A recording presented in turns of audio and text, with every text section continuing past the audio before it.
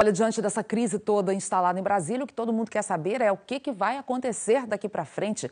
Vamos entender em detalhes alguns dos possíveis cenários. Olha, algumas hipóteses em que o cargo de presidente ficaria vago. Primeiro, se Michel Temer renunciar, se ele for afastado num processo de impeachment ou se o Tribunal Superior Eleitoral cassar a chapa Dilma Temer, esse processo também que já acontecia. Há ainda uma outra possibilidade dele ser afastado por ser processado criminalmente direto no STF. A gente vai detalhar essa outra hipótese já. Agora, no caso do cargo ficar vago, quem assume a presidência é o presidente da Câmara, Rodrigo Maia, mas assume interinamente, porque como o atual mandato começou lá em 2015 com a presidente Dilma, já está na segunda metade. Então, nesse caso, o Congresso teria 30 dias para escolher o novo presidente numa eleição indireta. Nesse caso aqui, os eleitores são os 513 deputados e os 81 senadores.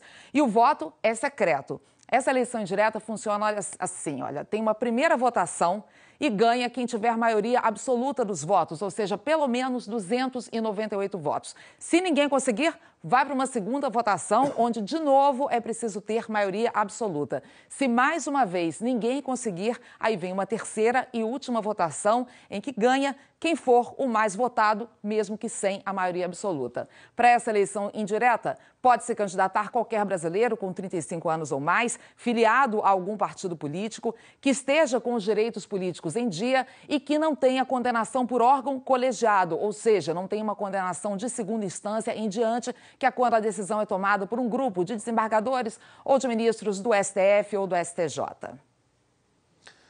Bom, há ainda a hipótese de afastamento do presidente da República caso ele seja processado na esfera penal no STF por crime cometido durante o mandato. E a Câmara dos Deputados teria que aprovar o pedido de abertura de processo penal. Vamos falar em São Paulo com o Rodrigo Bocati, porque nós ouvimos alguns juristas sobre esta hipótese, né, Rodrigo? Bom dia. Oi, Chico. Bom dia para você, Ana. Bom dia a todos. O que determina essa possibilidade aí do presidente ser alvo de um processo penal é se o fato que originou a ação, ou que ele viria a originar a ação, teria ocorrido ou ocorreu antes, durante o exercício do mandato. Antes ou durante. Vamos ouvir a explicação do jurista Oscar Vilhena. O presidente ele tem um foro por prerrogativa de função. Quando o crime for comum, esse foro será o Supremo Tribunal Federal. Quando o crime for de responsabilidade, esse foro é o Senado Federal.